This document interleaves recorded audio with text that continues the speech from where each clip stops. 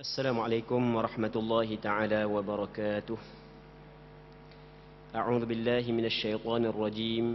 بسم الله الرحمن الرحيم. الحمد لله رب العالمين، والصلاة والسلام على أشرف الأنبياء والمرسلين وعلى آله وصحبه أجمعين. اللهم رب اشرح لي صدري ويسر لي أمري واحلل عقدة من لساني يفقه قولي، ولا حول ولا قوة إلا بالله العلي العظيم. اللهم انفعنا بما علمتنا وعلمنا ما ينفعنا وعلمنا ما جهلنا وذكرنا ما نسينا. اللهم يسر ولا تعسر، رب تمم بالخير. اللهم افتح علينا فتوح العارفين، وفقنا توفيق الصالحين. اللهم لا سهل إلا ما جعلته سهلا وأنت تجعل الحزن إذا شئت سهلا. InsyaAllah kita sambung balik pengajian kitab Bulughul Maram yang membincangkan hadis-hadis yang berkait dengan hukum hakam yang disusung oleh Al-Imam Amirul Mukminin fil Hadis Al-Hafidh Ibnu Hajar Al-Asqalani rahimahullahu subhanahu wa ta'ala, wa nafa'ana Allahu bi'ulumihi fid darain amin. Katanya kita hadis 477. وعن عمار بن ياسر رضي الله عنهما قال: سمعت رسول الله صلى الله عليه وسلم يقول: إن طول صلاة الرجل وقصر خطبته مئنة من فقهه. رواه مسلم. Daripada Ammar bin Yasir radhiyallahu taala anhuma, katanya bahawa aku pernah mendengar Nabi sallallahu alaihi wasallam bersabda, sesungguhnya lamanya solat dan pendeknya khutbah seseorang merupakan petanda bagi kedalaman menjadi tanda kepada faqihnya, memahaminya. Hadis yang dikeluarkan ataupun diriwayatkan oleh Imam Muslim dalam kitab sahihnya. Muslimin muslimat yang dirahmati oleh Allah Subhanahu wa taala. Ammar bin Yasir, seorang sahabat Rasulullah sallallahu alaihi wasallam, yang juga di antara sahabat yang masyhurlah Ammar bin Yasir ni. Ammar bin Yasir, ayah dia nama Yasir, mak dia nama Sumayyah. Mak dia nama Sumayyah. Sumayyah ni adalah hamba abdi kepada Bani Makhzum. Manakala Yasir adalah seorang lelaki yang dia mengangkat sumpah setia bersama dengan Bani Makhzum, maka dikahwinkan Yasir dengan Sumayyah oleh Bani Makhzum. Dapatlah anak nama dia Ammar. Yang mana pada awal Islam, ketika keluarga Yasir mendengar seruan dakwah kepada tauhid, kepada mengesakan Allah Subhanahu wa taala, sedikit pun tidak menghalang oleh kesusahan, kehambaan mereka untuk mereka terus menerima dakwah tauhid Nabi sallallahu alaihi wasallam. Dan keluarga Ammar ataupun keluarga Yasir di antara keluarga hak yang mula-mula memeluk Islam, menerima dakwah Rasulullah sallallahu alaihi wasallam. Dan keluarga dia bermacam-macamlah. Dia kena keluarga Yasir ni sehingga kan mak dia Sumayyah, mak kepada Ammar ni Sumayyah dibunuh. Kena bunuh terus kerana mempertahankan, dia tetap mempertahankan kalimah tauhid yang ada pada diri dia. Baik, begitu juga ayah dia kena bunuh. Ammar je hak yang tak kena bunuh, mak dia kena bunuh, lepas tu ayah dia kena bunuh. Dan Sumayyah, mak kepada Ammar, adalah awal-awal orang yang gugur syahid dalam Islam kerana mempertahankan kalimah tauhid. Awal-awal yang gugur syahid dalam Islam kerana mempertahankan kalimah tauhid adalah ibu kepada Ammar, iaitu nama dia Sumayyah. Memang Allah Ta'ala uji dia sekuat sungguh, mempertahankan akidah, disanggup tukar dengan nyawa. Muslimin muslimat yang dirahmati oleh Allah Subhanahu wa Ta'ala. Manakala Ammar dia mati lewat sikit. Dia mati Nuh zaman Sayyidina Ali. Jauh lama dia mati. Dia mati di zaman Sayyidina Ali, Ammar bin Yasir.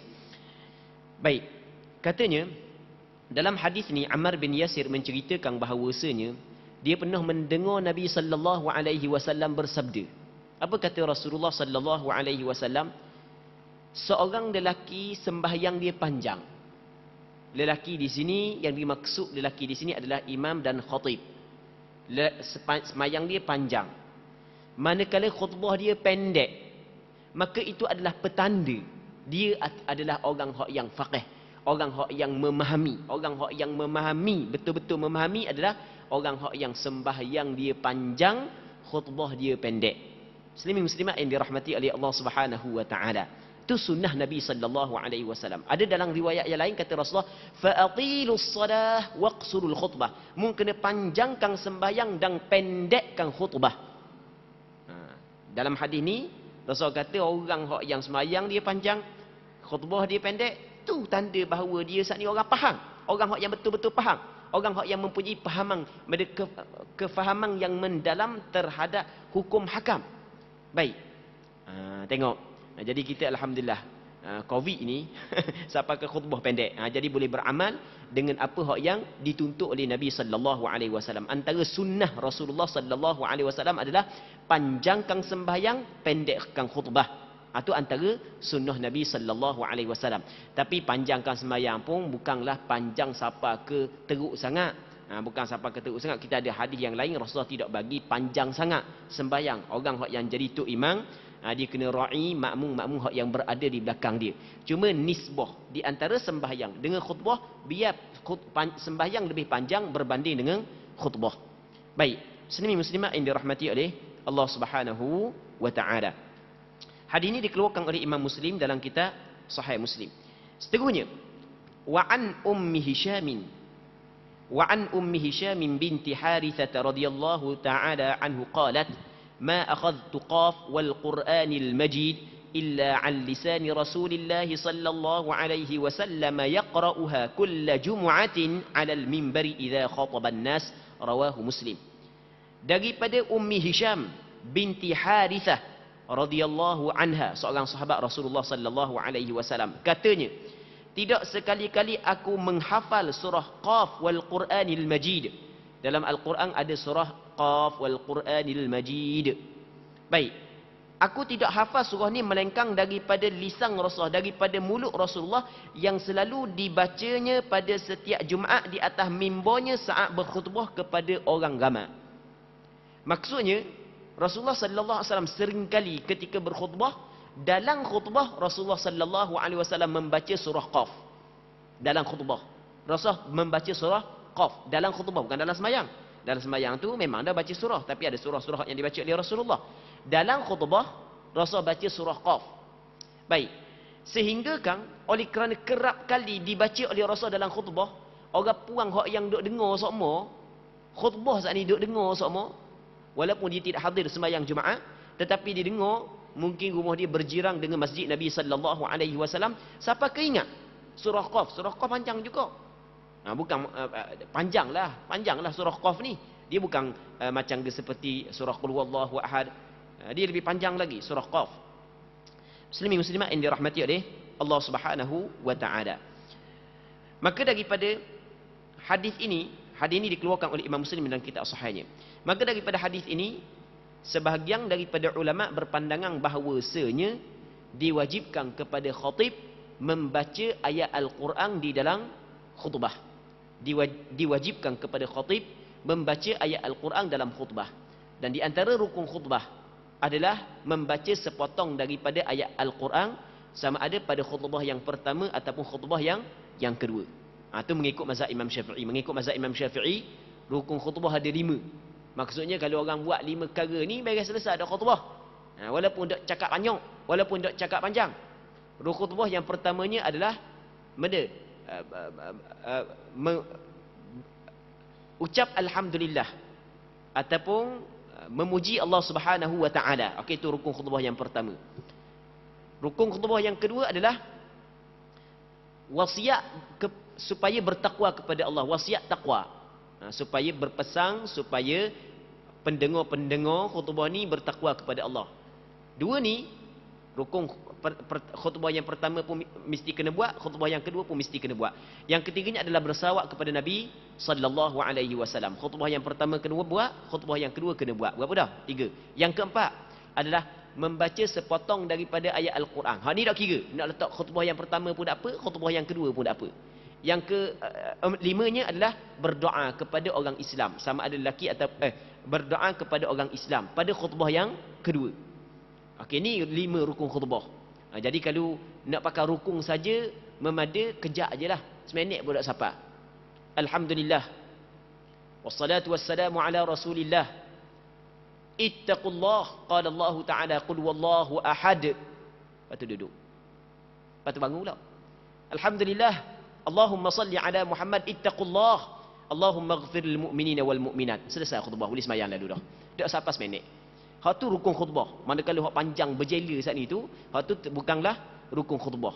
Bahkan kalau sekiranya terlalu sangat panjang berjela, hak tu menyalahi sunnah. Sunnah adalah tidak memanjang sangat khutbah. Hak yang dipanjangkan adalah sembahyang. Muslimin muslimat yang dirahmati oleh Allah Subhanahu wa taala.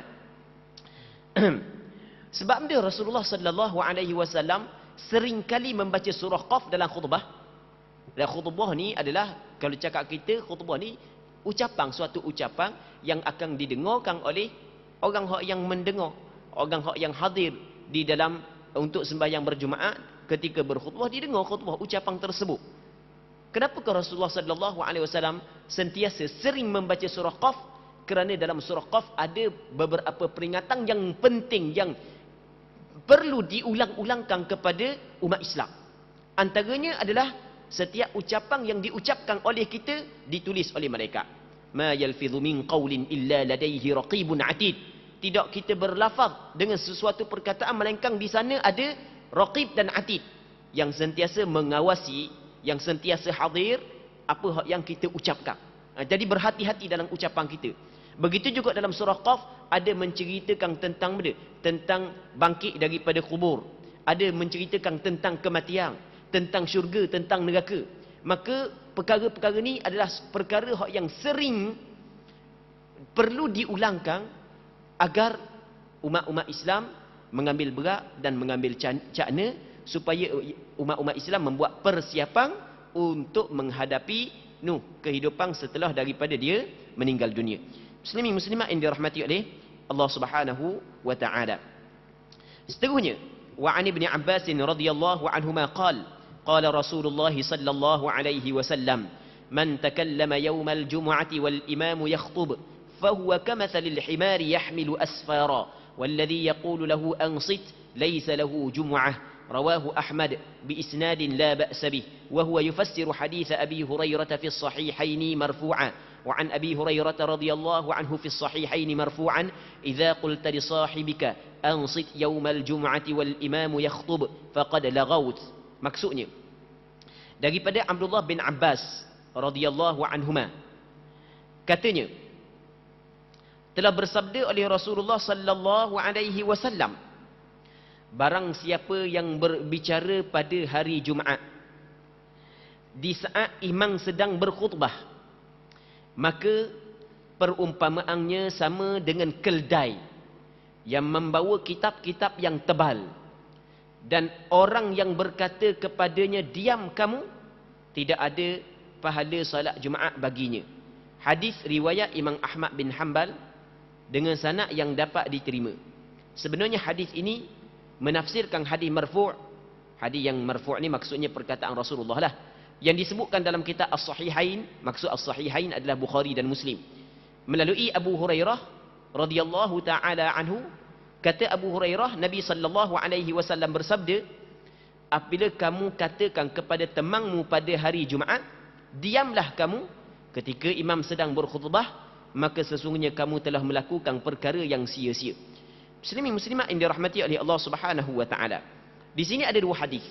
Yang pertamanya hadis yang diriwayat daripada Sayyidina Abdullah bin Abbas yang dikeluarkan oleh Imam Ahmad bin Hanbal, yang mana Nabi sallallahu alaihi wasallam bersabda, sesiapa yang bercakap pada hari Jumaat ketika imam sedang berkhutbah, dia perkataan man, asal makna bahasa Arab ni man ni makna dia sesiapalah. Man ni adalah sirah umum, lafaz yang umum. Kalau kira asalnya siapa tu, orang lelaki ke orang puang masuk belaka. Tapi yang dimaksud dengan man di sini adalah orang yang hadir ketika tok khatib berkhutbah. Orang yang hadir ketika khatib berkhutbah. Manakala orang yang tidak hadir, orang puang, yang duduk di rumah dia, tak mari sembahyang Jumaat, cakap tak ada masalah. Okey, boleh faham kan? Jangan pakai secara umum dah man kan mang min siaril umum. Jadi apabila tok khatib berkhutbah, orang hak yang duk masjid ke orang hak yang duk masjid ke siapa pun dia tak boleh cakap. Itu tak betul. Jadi hak ni khusus untuk dia, untuk orang hak yang hadir ketika khatib sedang berkhutbah. Sesiapa hak yang bercakap pada hari Jumaat. Sebab itulah sebahagian daripada ulama mengatakan kalau khutbah pada selain daripada Jumaat tak ada masalah. Sebab dalam hadis ni adalah khusus untuk Jumaat saja. Rasul kata man takallama yaumal Jumaah, sesiapa yang bercakap pada hari Jumaat. Wal imamu yakhutub, ketika khatib sedang berkhutbah. Jadi bermakna kalau khatib belum lagi berkhutbah ataupun khatib duduk di antara dua khutbah, baik, maka tidak menjadi masalah untuk bercakap. Sebab Rasul kata wal imamu yakhutub, imam sedang berkhutbah. Jadi ketika tu imam sedang berkhutbah, maka kalau dia cakap, maka dia ni seperti keldai. Keldai yang membawa buku-buku yang banyak, membawa kitab. Keldai ni adalah seekor binatang. Yang semua kita tahu keldai ni himar, keldai binatang. Biasanya orang Arab guna keldai ni untuk membawa barang. Okey, keldai dia bawa kitab. Dia kitab ke buku ke adalah benda yang boleh diambil manfaat kalau kita baca. Kalau kita baca boleh ambil manfaat. Tapi keldai ni berat nanangnya bawa, banyak bawa, tapi sikit pun dia tidak dapat mengambil manfaat daripada buku yang berada di atas belakang dia. Begitu juga orang yang hadir sembahyang Jumaat, dia bersusah payah. Tengok, keldai saat ni bersusah payah bawa kitab banyak atas belakang, tapi sedikit pun dia tidak mengambil manfaat. Tidak dapat mengambil manfaat, tidak dapat mengambil faedah daripada kitab yang ada atas belakang dia. Begitu juga orang yang mari sembahyang Jumaat, orang yang mari sembahyang Jumaat, susah dia mari saat ni tu, nak mari kena mari awal, lepas tu duduk dalam masjid pula, tok khatib khutbah, lepas tu tunggu sembahyang pula sampai ke selesai. Bukan mudah tu, perlu kepada pengorbanan, sekurang-kurangnya korban masa. Dia boleh nak mari ya. Bukan mudah, tambah-tambah kalau dulu pula lebih lagi susah. Sebab kenderaan dulu tidak sama dengan seperti kenderaan sekarang. Jadi pengorbanan dia, kesusahan dia untuk hadir Jumaat tu banyak. Tapi dia tidak dapat mengambil manfaat dan faedah daripada pengorbanan tersebut kerana Jumaat dia lara. Apa maksud Jumaat dia lara? Dia tidak ada ganjaran pahala untuk Jumaat dia. Tapi sembahyang Jumaat dia sah. Maksudnya sepakat ulama mengatakan orang yang bercakap ketika tok khatib sedang berkhutbah, sepakat ulama mengatakan tidak wajib dia sembahyang zuhur. Tak wajib dia sembahyang zuhur semula. Sebab sembahyang Jumaat dia sah. Maksud la Juma'atalah ataupun laisat lahu Juma'ah adalah tidak ada pahala Jumaat baginya. Muslimin muslimat yang dirahmati oleh Allah Subhanahu wa taala. Dalam hadis yang kedua yang dikeluarkan oleh Imam Bukhari dalam kitab sahihnya, dikeluarkan oleh Imam Muslim dalam kitab sahihnya daripada Sayyidina Abi Hurairah radhiyallahu taala anhu, kata Abu Hurairah, Nabi sallallahu alaihi wasallam bersabda, "Idza qulta li sahibika yaumal jum'ati wal imamu yakhtub faqad lagaut." Maksudnya apabila mengkhabar kepada temanmu diam pada hari Jumaat. Jadi sedang tok khatib sedang baca khutbah, ada orang cakap kita suruh diam. Padahal benda yang dia buat tu salah. Kita nak larang benda yang salah. Okey, boleh faham kan? Kita nak larang benda salah. Kita sekali. Habis bahan lara belaka. Cakap kita cakap tak bahan lara belaka. Kita tak ada fadilat Jumaat. Muslimin muslimat yang dirahmati oleh Allah Subhanahu wa taala. Sebab itulah kata ulama, berpandukan kepada hadis ini, ulama sepakat tanpa ada khilaf dilarang bercakap-cakap ketika khatib sedang berkhutbah. Hukum bercakap-cakap ketika khatib sedang berkhutbah adalah dilarang. Baik, sepakat ulama, apa yang dituntut adalah mendengar ucapan khatib ketika khatib berkhutbah. Okey. Cuma ada cuma pula. Larangan bercakap ketika khutbah, ulang sekali lagi ya. Sepakat tanpa ada khilaf, sepakat ulama mengatakan ketika khatib sedang berkhutbah dituntut orang yang ada saat ni tu, orang yang ada dituntut dia dengar khatib berkhutbah. Dia kena dengar khutbah khatib dan dilarang kepada dia bercakap. Cuma larangan bercakap ni adakah larangan haram ataupun larangan makruh? Di sini ulama berbeza pandangan. Memang dilarang, sepakat. Tak boleh. Sepakat ulama kata tak dicakap. Kalau tok khatib berkhutbah tak dicakap. Itu sepakat. Cuma larangan ni diterbagi kepada dua. Ada kala larangan haram, ada kala larangan makruh. Suruh buat ada terbagi kepada dua. Kadang-kadang suruh wajib, kadang-kadang suruh sunat.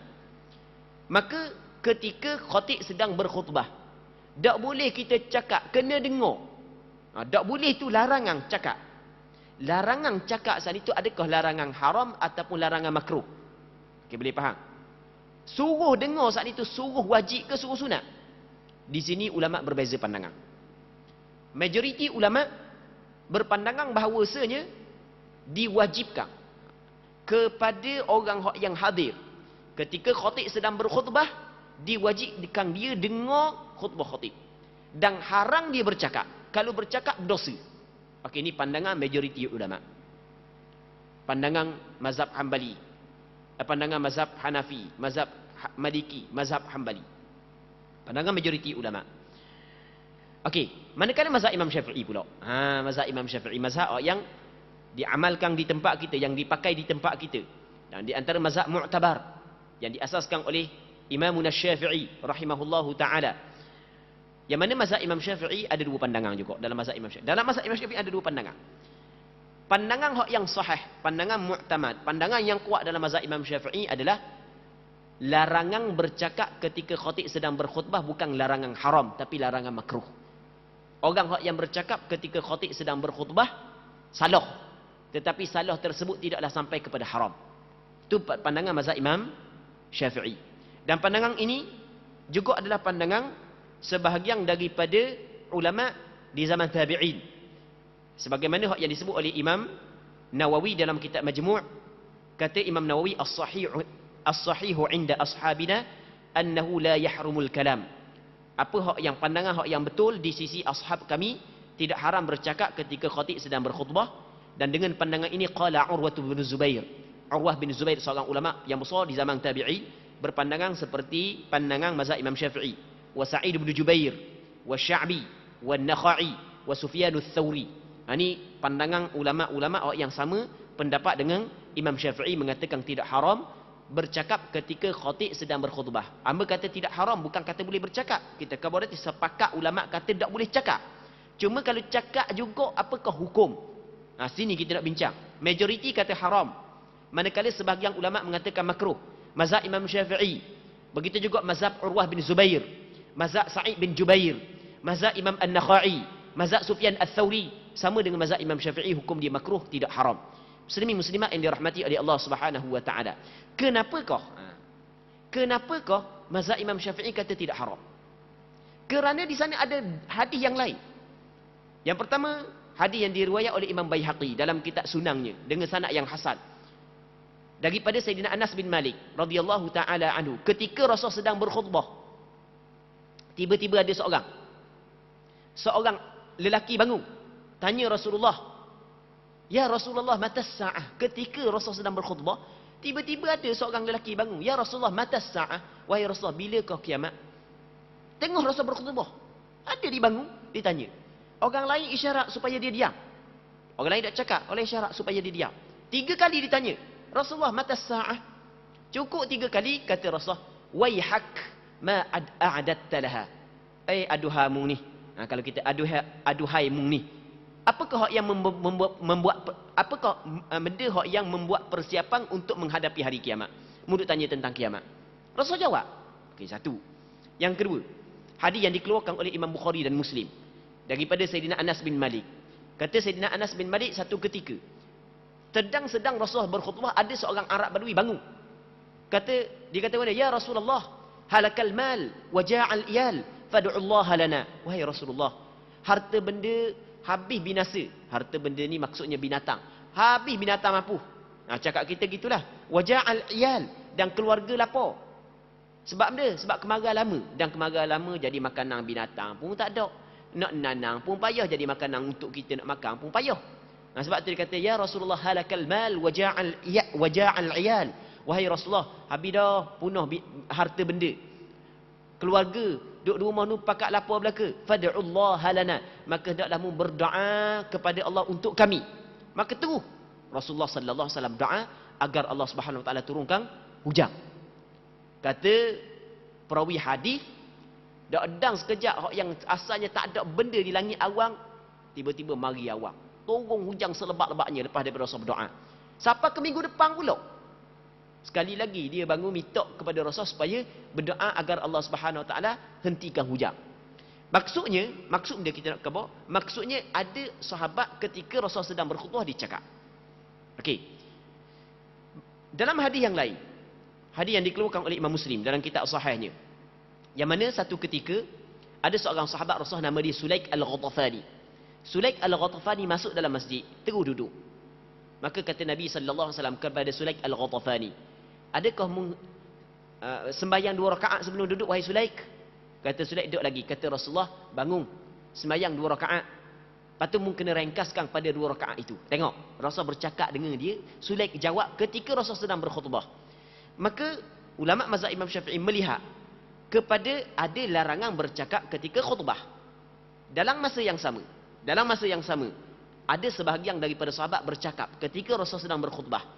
Maka kata ulama mazhab Imam Syafi'i bermakna dapat difahami bahawasanya larangan itu bukanlah larangan haram, bukan larangan makruh. Baik, walau bagaimanapun ambil tadi, menurut pandangan majoriti ulama, hukum bercakap ketika khatib sedang berkhutbah adalah hukum dia adalah haram. Walau bagaimanapun masalah ni masih lagi dalam kategori masalah khilafiyah. Di sana ada pandangan yang mengatakan hukum dia bukanlah haram tapi makruh.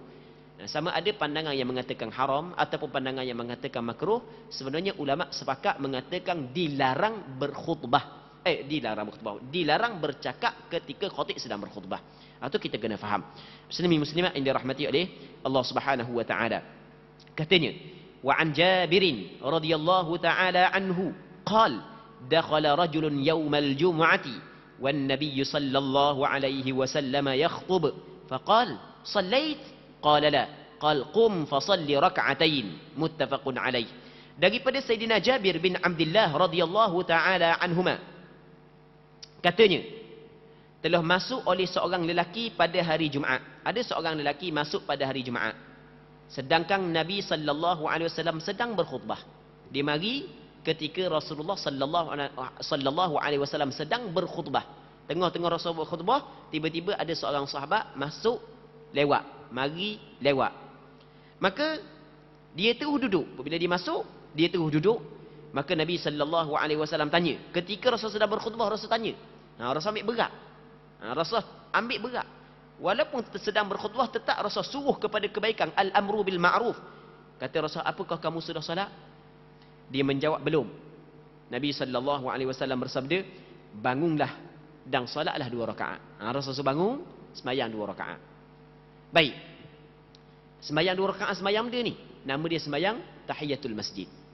Maka daripada hadis inilah ulama mazhab Imam Syafi'i berpandangan bahawasanya ketika mana kita mari lewat, khatib sedang berkhutbah, apabila kita masuk dalam masjid, sunat kita sembahyang 2 rakaat sebelum daripada kita duduk, walaupun khatib sedang berkhutbah.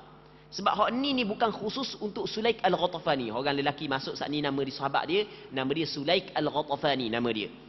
Sahabat hak yang masuk ni ataupun hadis ni bukan khusus untuk Sulaik Al-Ghatafani.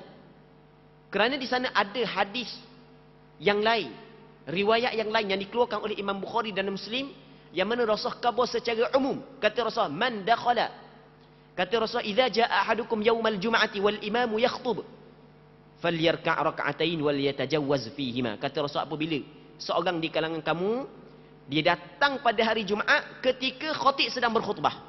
Kata Rasul, idza jaa ahadukum yaumal jum'ati wal imamu yakhutub, seorang di kalangan kamu, apabila ada seorang di kalangan kamu datang pada hari Jumaat ketika khatib sedang berkhutbah, kata Rasul, falyarka' rak'atain, dia kena sembahyang dulu 2 rakaat sebelum daripada dia duduk, wal yatajawwaz fihima, tapi kena ringkaskan, jangan panjang.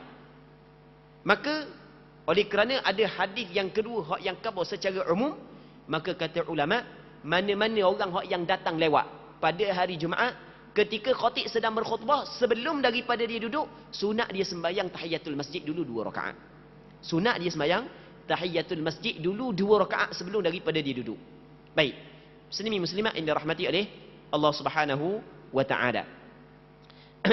Ini menurut pandangan mazhab Imam Syafi'i. Tetapi kalau orang tu mari sebelum daripada khatib berkhutbah, dia pun duduk.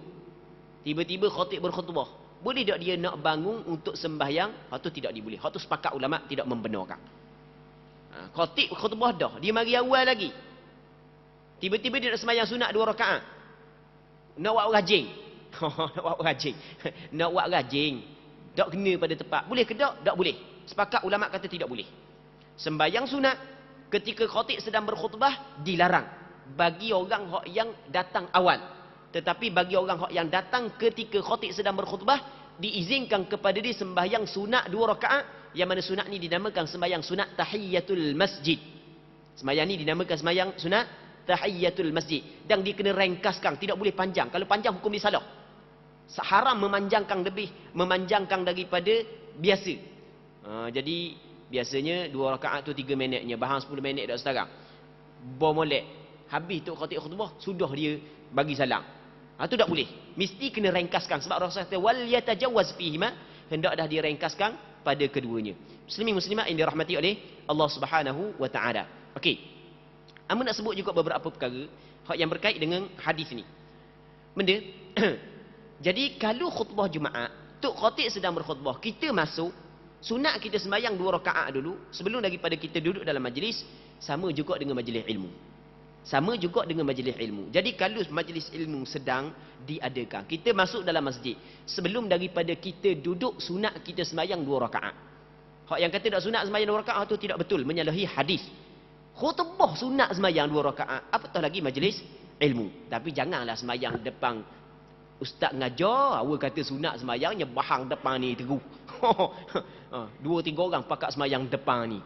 Taklah maksudnya, duduklah tepi-tepi yang sembahyang. Muslimin muslimat yang dirahmati oleh Allah Subhanahu wa taala. Jadi apabila kita faham 2 rakaat ni dikenali sembahyang sunat tahiyatul masjid, andai kata Jumaat saat itu tidak dibuat di masjid. Ni kita kena bincang ni. Andai kata Jumaat tu tidak dibuat di masjid. Contoh, masjid saat itu rutuh. Nasallallahu salamata wal afiyah. Masjid rutuh. Jadi ahli kampung, ahli qaryah kata tak apalah, kita sembahyang di suatu tempat untuk sementara. Yang mana tempat sementara bukan masjid, sebagai contoh. Jadi tempat sementara bukan masjid. Ketika tok khatib sedang berkhutbah, maka tidak boleh sembahyang 2 rakaat. Kerana apa yang diizinkan adalah benda tahiyatul masjid. Apabila tidak ada tahiyatul masjid, maka tidak boleh sembahyang. Okey, boleh faham? Baik. Dah boleh tak nak sembahyang sunat Jumaat, sunat qabliyah Jumaat? Orang tanya kan, dah kan kata sembahyang tahiyatul masjid. Dah kalau kita nak sembahyang sunat tahiyah boleh ke tak? Kalau dalam mazhab Imam Syafi'i ada pandangan yang mengatakan boleh kita niat 2 rakaat saat ni, 2 rakaat saat itu adalah sembahyang sunat qabliyah Jumaat. Boleh. Kerana apabila kita sembahyang sunat qabliyah Jumaat, dia terhasil sendiri tahiyatul masjid. Jadi kita masuk dalam masjid, kita tak sembahyang lagi sunat tahiyatul masjid, sembahyang sunat qabliyah Jumaat. Dia sembahyang qabliyah Jumaat ni yang kena tekan sikit sebelum daripada kita urang masalah ni. Sembahyang sunat qabliyah Jumaat, ulama berbeza pandangan. Adakah ada istilah ataupun ada tak namanya sembahyang sunat qabliyah Jumaat? Pandangan sebahagian daripada ulama mengatakan ada sembahyang sunat qabliyah Jumaat, dan sebahagian yang lain mengatakan tak ada sembahyang sunat qabliyah Jumaat. Mazhab Imam Syafi'i ada sembahyang sunat qabliyah Jumaat. Jadi kita lepas daripada bang pertama kita bangun sembahyang, hak tu dipanggil dia sembahyang sunat qabliyah Jumaat mengikut mazhab Imam Syafi'i. Tapi di sana ada pandangan ulama mengatakan tidak ada. Jadi oleh kerana di tempat kita mazhab yang diamalkan adalah mazhab Imam Syafi'i, dan apa hak yang kita buat pun bertepatan dengan mazhab Imam Syafi'i. Jadi hamba nak orang menurut apa hak yang bertepatan dengan mazhab Imam Syafi'i. Jadi ketika kita mari lewat, khatib sedang berkhutbah, apa hak yang dituntut kita sembahyang sunat tahiyatul masjid. Soalannya, boleh tak kita tak sembahyang sunat tahiyatul masjid tapi kita niat sembahyang sunat qabliyah Jumaat? Boleh ke tak? Dalam mazhab Imam Syafi'i ada pandangan ulama mengatakan boleh. Kerana kita sembahyang sunat qabliyah Jumaat sekalipun tetap terhasil tahiyatul masjid. Okey, boleh faham kan? Tetap terhasil tahiyatul masjid. Jadi boleh niat aku sembahyang sunat qabliyah Jumaat. Dan benda ni disebut secara terang-terang oleh Khatib Asy-Syarbini di dalam kitab Mughnil Muhtaj. Yang mana dalam kitab Mughnil Muhtaj kata Khatib Asy-Syarbini, "Hadza in shalla sunnatal jum'ati Ni sekiranya dia telah sembahyang sunat Jumaat. Wa illa sallaha mukhaffafah wa hasadatit tahiyyah. Kalau dia belum lagi sembahyang sunat Jumaat, maka dia kena sembahyang sunat Jumaat dengan direngkaskan dan wa hasadatit tahiyyah, dan hasil tahiyatul masjid daripada 2 rakaat yang diniatkan sembahyang sunat Jumaat. Baik, ini disebut oleh Khatib Asy-Syarbini dalam kitab Mughnil Muhtaj. Muslimin muslimat yang dirahmati oleh Allah Subhanahu wa taala. Baik, sebelum daripada kita pergi kepada perbahasan seterusnya ataupun hadis seterusnya, nak buat kesimpulan sikit daripada apa yang kita bincang berkenaan dengan bercakap berkenaan dengan sembahyang tahiyatul masjid ketika Tok Khatib sedang berkhutbah. Jadi apabila kita mari lewat khatib sedang berkhutbah, maka disunatkan kita sembahyang sunat tahiyatul masjid 2 rakaat sebelum daripada kita duduk.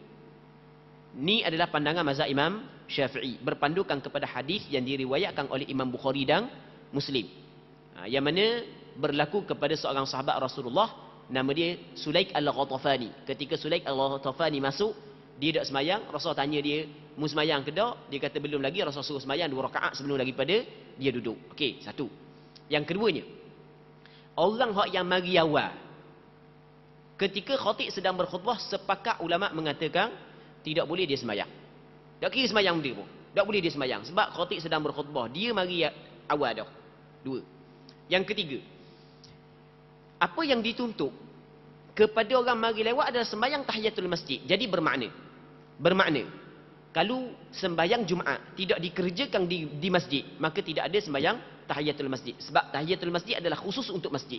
Maka ketika itu tidak boleh sembahyang sunat 2 rakaat bagi orang yang mari lewat. Yang ketiga. Yang keempat, 2 rakaat yang kita sembahyang ketika khatib sedang berkhutbah bagi orang yang mari lewat, boleh tak nak niat 2 rakaat sembahyang qabliyah Jumaat mengikut apa yang disebut oleh Khatib Asy-Syarbini dan beberapa orang ulama mazhab Imam Syafi'i, bahawasanya adalah dibolehkan dan terhasil tahiyah daripada 2 rakaat tersebut. Okey, itu kesimpulan daripada hadis ini. Patut lagi. Jadi hadis ini menceritakan tentang khatib sedang berkhutbah, orang masuk dalam masjid dituntut disembahyang 2 rakaat. Begitu juga orang yang masuk dalam masjid, ketika orang tengah mengajar, sunat juga dia sembahyang 2 rakaat. Sunat juga dituntut juga dia sembahyang 2 rakaat. Kerana khutbah maksudnya lebih hebat lagi. Khutbah ni lebih hebat lagi. Tapi dituntut sembahyang 2 rakaat. Begitu juga mengajar, boleh dia sembahyang 2 rakaat, bukan dituntut, bukan sunat, tapi kena jaga molek lah, kena sembahyang di suatu tempat yang jauh sikit daripada tempat yang boleh mengganggu orang-orang lain. Muslimin muslimat yang dirahmati oleh Allah Subhanahu wa taala. Seterusnya katanya, wa an Ibn Abbas radhiyallahu anhuma anna an-nabiy sallallahu alaihi wasallam kana yaqra'u fi salatil jumu'ati suratal jumu'ah wal munafiqin, rawahu Muslim. InsyaAllah kita sambung balik pada minggu-minggu akan datang. Untuk malam ni kita berhenti sini dulu. Kita berdoa kepada Allah Subhanahu wa taala agar Allah Subhanahu wa taala memberi keberkatan kepada kita dalam majlis ilmu yang kita adakan pada malam yang mulia ini, dan sama-sama kita dapat mengambil manfaat. Wallahu Subhanahu wa taala a'la wa a'lam. Allahumma haqqiqna bittiba'i nabiyyika Muhammadin sallallahu alaihi wasallam zahiran wa batina. Allahumma ij'alna mimman yastami'una al-qawla fayattabi'una ahsanah. اللهم اغفر لنا ولوالدينا وارحمهم كما ربونا صغارا ولمشايخنا ولأقاربنا ولمن أحسن إلينا ولمن أوصانا بالدعاء ولجميع المسلمين والمسلمات برحمتك يا أرحم الراحمين. اللهم ارزقنا الإخلاص في القول والعمل. صلى الله على سيدنا محمد وعلى آله وصحبه أجمعين والحمد لله رب العالمين.